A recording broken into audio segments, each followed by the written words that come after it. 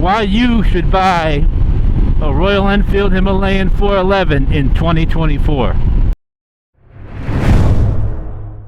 Well, the clock is ticking. The calendar is almost turning to 2025. Here we are late in 2024, almost December. And for those of you who have been here before, you know I'm out here on my 2023 Royal Enfield Himalayan 411. Those of you new here, I got this bike for our trail riding, Forest Service roads, BDRs, and 2-lane country winding roads to get to them.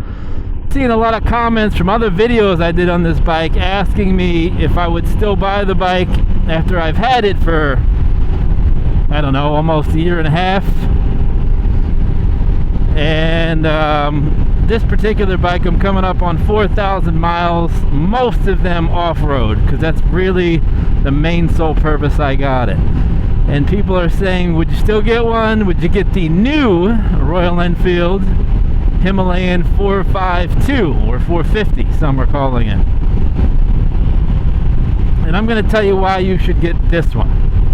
Although the new one, the 450, 452, the Sherpa engine, let's just call it that, the Sherpa, that has come out and it's at dealers for around $5,900 for base model. And you get a ton of upgrades from this bike, right? Better brakes, better suspension, more tech, different frame, adjustable rear suspension. You can turn off the ABS with a joystick now instead of the old push button here. More horsepower, more torque, and on and on and on and on. Is it worth it? Well, this 411 engine we know that came out on this iteration of the Himalayan in 2018. This thing has been ridden all over the globe in some of the most rigorous conditions. You know, this thing, like the old Timex watch, takes a licking and keeps on ticking. I mean, this thing is just a bulldozer. Drop it, pick it up, start it, roll. Obstacle, right over it, keep going. I mean, change the oil, change the filter, go, go, go, go, go. Put regular gas in it, it asks for nothing. So we know the 411 has been really tried and true, and I know people that are buying the new Sherpa engine, they will put it through the paces too. But you're going from a company who was always air-cooled, like this one, to its first liquid-cooled. So where there'll be any glitches in the system the first 6-12 months, who knows? And do you want to be the first one to see? Doesn't mean there's gonna be, but if there are, should we wait until, you know, 20,000 units get out there and report back and get it all ironed out? And the reason I say it is this: if you go online right now, go ahead, pull out your tablet, your phone, whatever, and just type in used Royal Enfield Himalayan 411. Pick a year, 2021, 22, 23. You will see them for mostly, the cheapest one I saw was $2,750. That's right, $2,750, upwards of $4,000.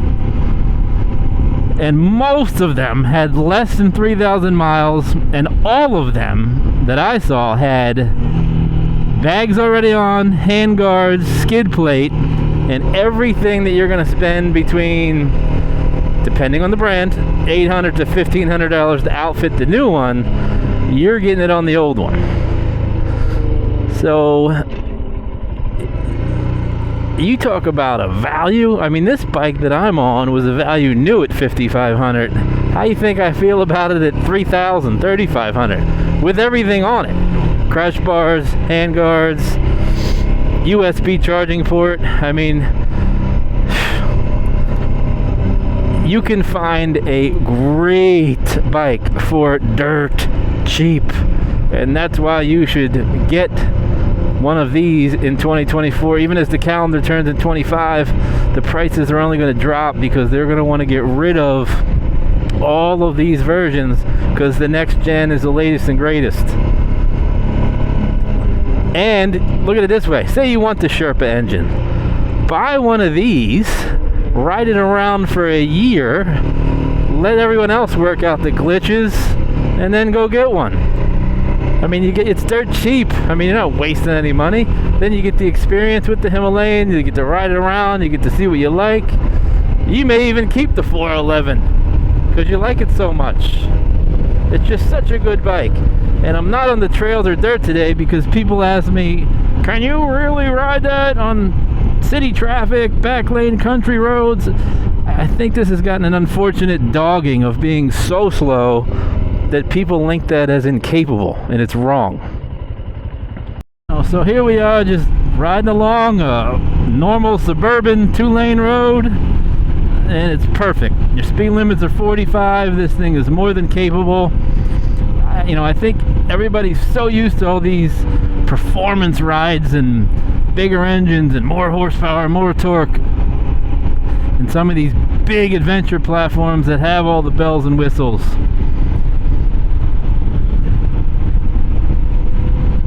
If you're in Wyoming, Montana, and you need to run wide open at 80, 90 miles an hour, this bike is not for you.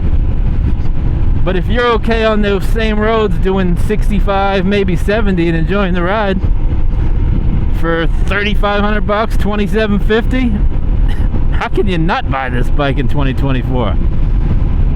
I mean, the new Sherpa engine, all the upgrades, bike looks like an absolute home run. I'm just saying, if you're getting into it, or you're looking for a second bike, or you're older and you don't want to spend that much money, not that $5,900 is a lot of money, but $3,000 is cheaper than $5,900, you get what I'm saying. I mean, this thing just screams value all day long. When it was new, it did, and now with the changeover and the new frame and engine and styling and electronics and blah blah blah, it's kind of cool to have this little old school analog dash 411 single cylinder thumper. I think I can. Well, the Himalayan says, I know I can, because it does. More than happy with this bike. And if you are looking, you're on the fence, you're like, oh, should I wait and get the new one or get this? For the deals that are out there, get this, ride the tires off it, and then if you're like, you know what, let me upgrade. But don't wait, or get the second bike. I mean, this handles every single roadway perfectly, and if you're overseas, the green lanes, it's awesome. I mean, it's just a home run. Just be okay on the motorways and interstates in the US, 65, maybe 70, which is capable. I mean, and if you want a bigger bike with more power and it's worth it to you for that, and then you have a different style of riding, right? Just choose a different bike. So, cold start. Hear the fury. Hear the power. You ready? Oh yeah. Look out. Speed records ahead. Oh, look at that launch. Are you kidding me? Ready for a little 0 to 60 in 3 days.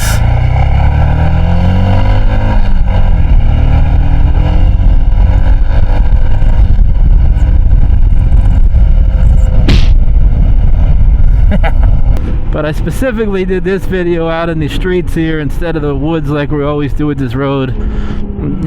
Just for those people that may be watching that didn't catch the other videos of how capable. The only knock I ever had on this bike, and it just, once I ride it, I'm aware, the brakes are a little squishy.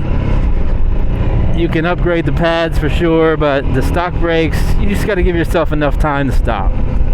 They're not the best. The new bike has the Bibri brakes by Brembo. They're supposed to be a lot better. Don't know. I definitely want to ride that new bike, see what it's all about. But I actually like this bike for my purpose. Here we are, right? 2023 411 Royal Enfield. Yeah, there's that little single cylinder Look at that guy. Super capable. Air cooled. Basics as basic can be. This thing is just so simple, but so effective.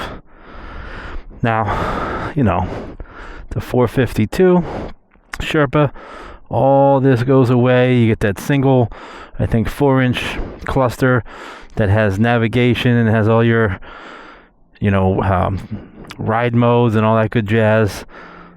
I like this basic analog. I understand the new look. Obviously you get upside down forks in the new one. This is our traditional standard forks. Plenty of travel for me. I don't bottom out. You can load this thing down like a mule and it's still awesome. Now, the rear suspension obviously is fixed. It's not adjustable. The new one is. But, I mean, come on.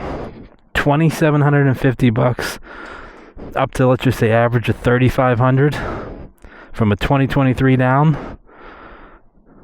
What do you got to lose? That's what I say. Get it now. You know, some chain maintenance, oil filter. This thing rolls. Awesome center stand right here. Easy peasy to get it up on the center stand. One little step and press and you got it. So, little battery tender. So I have the racks on for the GIVI bags, the big hard case panniers. But, you know, the new one for me to upgrade, because the frame's different.